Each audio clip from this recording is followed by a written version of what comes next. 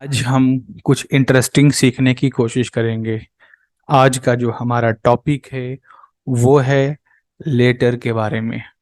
यानी लेटर कैसे लिखना है, किस तरह से लिखना है, बोर्ड के अकॉर्डिंग आपके एग्ज़ाम में ये कितने मार्क्स का आएगा, ये सारी चीज़ें हम इस वीडियो में सीखने वाले हैं।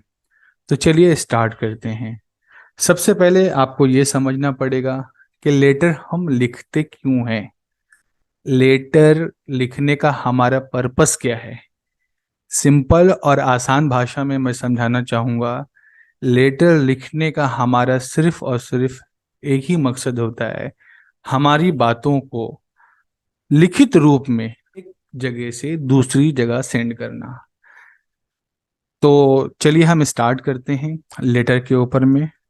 लेटर क्या है? There are two types of letters. Types of letters is, first है फॉर्मल लेटर, सेकंड है इनफॉर्मल लेटर। जैसा कि आपको पता होना चाहिए कि फॉर्मल लेटर का इस्तेमाल ज़्यादातर हम कहाँ पर करते हैं।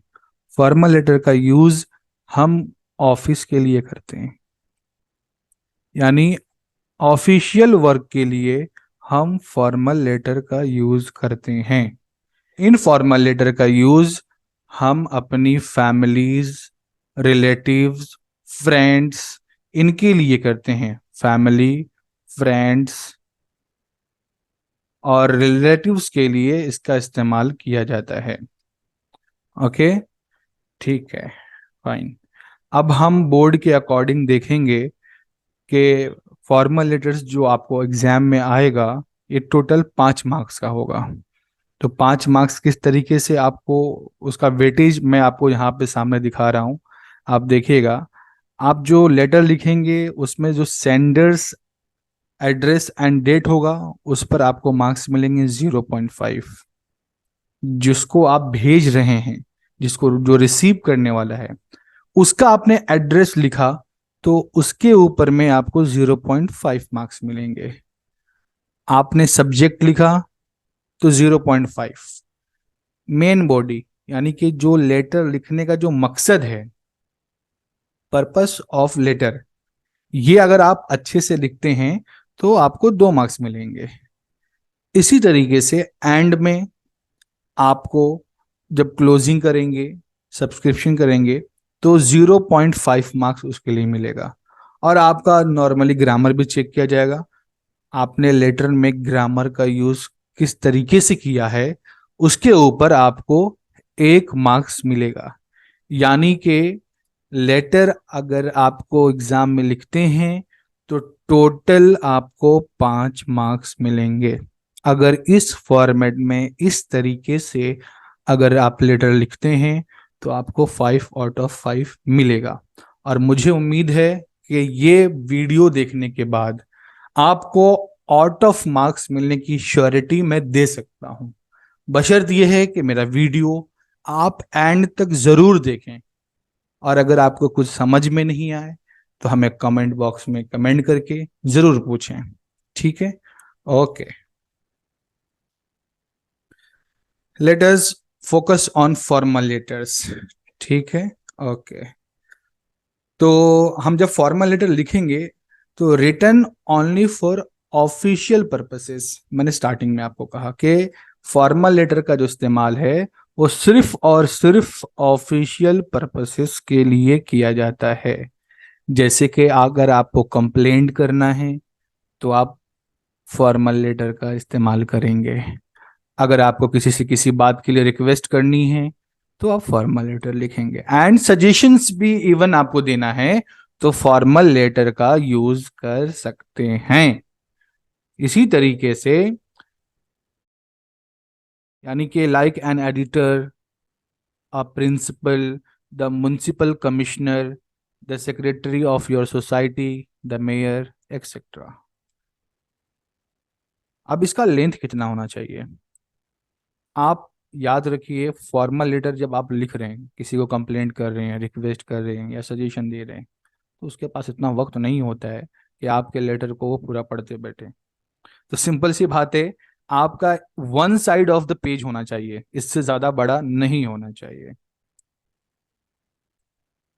और उसके अंदर में आप 3 पैराग्राफ जरूर से जरूर इंक्लूड करेंगे।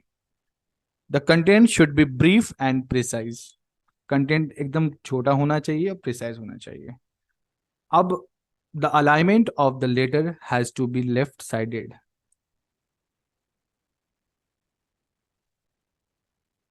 From, address, date, to address, subject, solution, main content, subscription, name imaginary हो सकता है। Let us understand with an example. Question ये है कि write a letter to the editor of a daily about the random cutting of trees in your locality. Okay, तो इसका हम format देखेंगे। तो सबसे पहले आपको फ्रॉम एड्रेस लिखना है, flat number, building name, street, landmark, cities. तो इस तरीके से आप देखेंगे यहाँ पर, तो आपको एड्रेस में flat number 29, flat number 29, building name Tulsi apartment, street Evershine Nagar, landmark Vikhroli west. Okay, ठीक है। City Mumbai 4,64,000। The from address और the sender's address in the letter should appear on the top left corner of the page. Date, date के format में students बहुत गड़बड़ करते हैं, तो याद रखें, the date should be written in the following standard pattern. आपको इस तरीके से लिखना है, 2 मार्च 2018। ओके, कुछ स्टूडेंट क्या करते हैं, ऐसे लिखते हैं, 2 मार्च 2018। इट्स अ रॉन्ग मेथड, आपको इस पर मार्क्स नहीं मिलेगा। इस बात का आप जरूर ध्यान रखें। आपको इसी मेथड से लिखना है, 2 मार्च 2018। Okay, okay. अब हम जिसको लेटर भेज रहे हैं टू एड्रेस, तो उसके बारे में लिखेंगे, उसका पोस्ट क्या है। तो the editor, the times of India, Mumbai 4,01,000। Okay, subject, complaint about request for। The question itself will help to write the subject. Example, write a letter to editor of a daily about the random cutting of trees in your locality। आपका जो सवाल है, आपका जो question है, उसी के अंदर में आपको सब्जेक्ट को फाइंड आउट करना है। ओके, तो उसमें देखेंगे तो आपको लिखा मिलेगा cutting of trees, cutting of trees. उसी के अकॉर्डिंग आप क्वेश्चन सब्जेक्ट लिख सकते हैं। ठीक है, तो complaint about cutting of trees, underline the subject, it's very important. Student क्या करते हैं कि डायरेक्टली लिख देते हैं और उसको शो नहीं करते हैं, क्योंकि आप इस बात को जहन में रखिए कि आपके पूरे लेटर के अंदर में, आप जिसको लेटर भेज रहे हैं, वो सिर्फ और सिर्फ ज्यादातर क्या पढ़ते हैं, सब्जेक्ट पर पढ़ते हैं। सब्जेक्ट क्या है, आपने क्यों लेटर लिखा है, आपका पर्पस क्या है लेटर लिखने का, वही पढ़ते हैं, बाकी कुछ नहीं पढ़ा जाता है नॉर्मली। फिर उनको जरूरत पड़ती है तो मेन बॉडी जो होता है, जो सेकंड पैराग्राफ होगा, वो रीड आउट करते हैं, उसके अलावा कुछ भी नहीं रीड आउट करते हैं। तो इसलिए सब्जेक्ट हमेशा याद रखें, सब्जेक्ट जो आप लिखेंगे वो आपका क्लियर मेंशन होना चाहिए कि लेटर लिखने का पर्पस क्या है। और लिखने के बाद में आपने अंडरलाइन जरूर से जरूर करना है, इस बात को जरूर आप याद रखें। Okay, thank you. Next, in a formal letter use sir और ma'am in case of school. Authority use respected ma'am और respected sir. Remember to add a comma. हमेशा याद रखें, जब भी आप खत लिखते हैं, लेटर लिखते हैं, तो जो भी आप रिस्पेक्टेड वर्ड्स हैं जब भी लिखें, तो उसके बाद में कॉमा जरूर से जरूर लिखें। ओके, ठीक है। Now let's see the main content of the letter. Let us now see how to develop the 3 paragraph of a letter.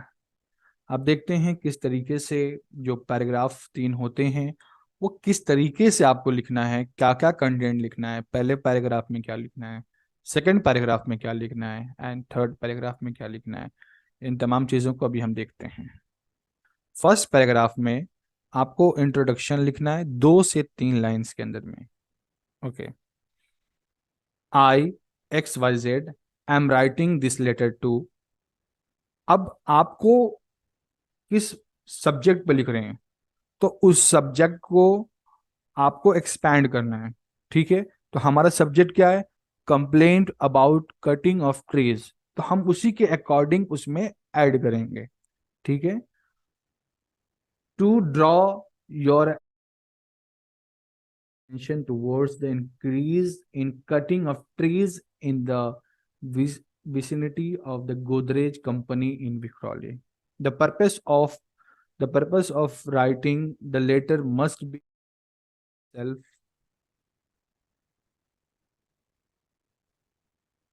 The following opening lines can be considered.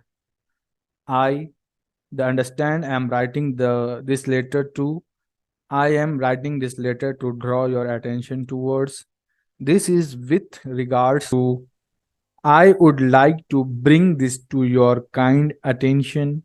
I was deeply pained to read about the false information given to your estimate newspaper.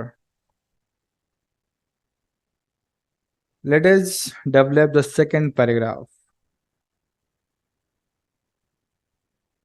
Second paragraph, main answer 5 to 6 lines आपको लिखना है। Cows cutting of trees. तो आपका cutting जो trees हो रही है तो उसके आपको उसके बारे में बताना है यहाँ पे। The green belt in this area is a relief to the eyes of those who continuously see the concrete jungle in the neighborhood, and cutting trees results in the ecological imbalance and global warming. There should be a ban on cutting of trees. Ecological imbalance, global warming. Remedy: ban on cutting of trees. एक बात को यहाँ पर याद रखिए, this is a complaint letter. Even if it is a request letter, it can be developed in the same manner using the parameters cause, effect, remedy. Third paragraph, conclusions आपको 2 से 3 line में। I on behalf of all the residents of the this area request you kindly take immediate action to conclude the letter by requesting the authority to take necessary actions. I, on behalf of all the residents of this area, request you to kindly take immediate action to restore the greenery of this region. Subscription, yours truly XYZ. Last में इस बात को याद रखिए, use one of the following for subscription: yours faithfully और yours truly. For the school principal and teachers, one must use yours obediently, yours sincerely. There is no apostrophe in the word yours. Remember to put a comma after the truly.